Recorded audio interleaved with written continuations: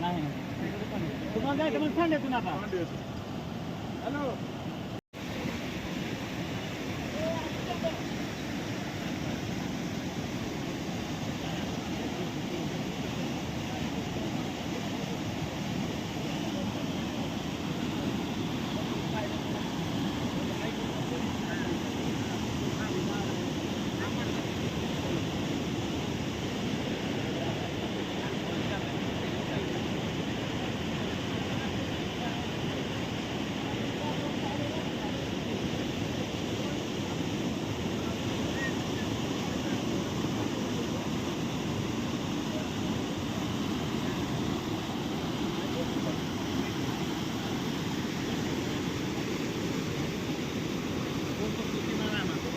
किनारा आहे ना पाईप मारला वगैरे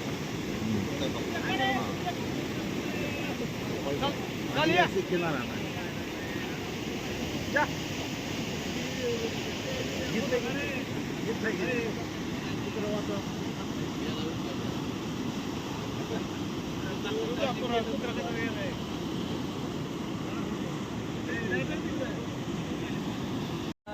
रेगाटेगाव रस्ता आहे.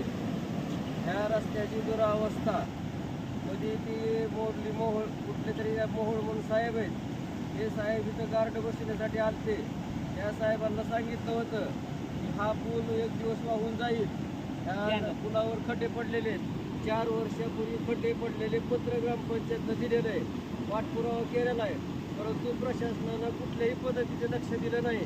ह्या सर्वस्वी जबाबदार सार्वजनिक बांधकाम विभाग क्रमांक 2 जिल्हा परिषद हा जबाबदार असून आज अशी परिस्थिती आहे. ह्या भागातल्या 200 ते 250 शेतकऱ्यांची जनावरं वासरं ही रानामध्ये उपाशी आहेत. काल ही लोक रानात गेलेली नाहीत. काल खड्डे पडले होते त्याच्यामुळं लोकांना जाता आलं नाही. आज तर अशी परिस्थिती झाली की पूलच वाहून गेलाय. जनावरं उपाशी आहेत. प्रशासनानं ह्याच्याकडे गांभीर्यानं लक्ष देऊन आमच्या जनावरांच्या चाऱ्याची पाण्याची व्यवस्था करावी आणि हा पूल तात्काळपणे दुरुस्त करून आम्हाला होणाऱ्या त्रासाला शासनानं जबाबदारी धरून हा पूल तात्काळ मंजूर करून आत्ताच्या आता 2 दिवसात आमची सोय करावी. आज जनावरांच्या चाऱ्या पाण्याची व्यवस्था शासनानं करावी. आमच्यावर आता उपासमारीची वेळ आली आहे. जनावरं पण उपाशी आहेत. दूध नाही, धारा काढलेले नाहीत. घरी दूध नाही, चहाला भाकरीवर खायला दूध नाही. तर शासनानं तात्काळ आमच्या धाराची सोय करावी.